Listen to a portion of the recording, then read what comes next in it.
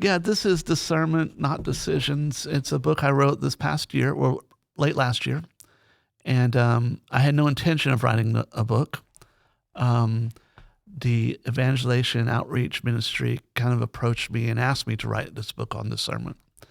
And so I discerned that and said, okay. And began writing. They had kind of given me an outline of what maybe I could write about. And I began writing, and I couldn't stop. I'm not a writer. Read a book. I'm not a writer. But I couldn't stop writing. So is this book targeted towards people discerning the diaconate, or just discernment in general? Discernment and prayer in general. Okay. And recognizing the presence of God, and how the book's just on any Catholic.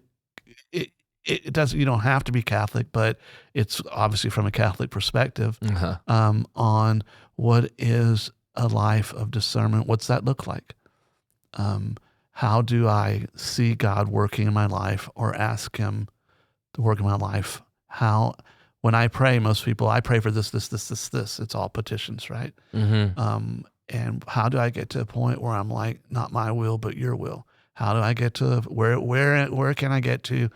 And folks get there normally they can get there on their own. And a lot of folks do, where all of a sudden it's almost this paradigm shift where I'm in my prayer now. Yeah, of course I have petitions, and of course I'm asking forgiveness, and of course I'm giving thanks. But then it's, God, what do You want me to do with this? You know? And I think it starts first with, God, I have this brother who has this addiction, please help him. Please help our family, But when things maybe start to roll a little bit more is when I can stand there and say, God, I've been praying about this addiction my brother's suffering through. What can I do? What do You want me to do with this? So discernments can be even smaller issues. And then discernments are, like I said, engagement, marriage engagement. I gave a talk about that to our folks who are going through marriage prep this semester, about engagement. You're engaged with each other. You're engaged with the Lord. That's why it's called engagement. But let's think of it as a discernment, because that's what it really is. You're discerning whether you really are to be married. So big decisions, little decisions. What do I need to do about my boss has asked me to do this? I don't feel so good. How do I go about this, Lord? What do You want me to do? So it's just daily walking with the Lord, recognizing His presence, and then, reflecting on that presence at the end of the day. And was that what You were trying to tell me?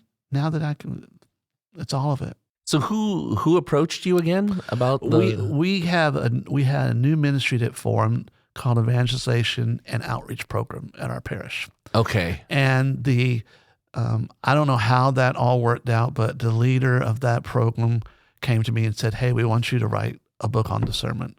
We think this is important. We think you've just discerned the diaconate, and you might be, the person to do this. We've heard your homilies. That's kind of how it started. And so they had this vision, and this is turning into podcasts. This is turning into workshops at the parish. They're online also, so anyone can do it. Yeah, so you mentioned that podcast. Yeah, what is that? That is called Discernment Decisions, and I'm going basically chapter by chapter, just diving into a little bit deeper. And it's just I've done.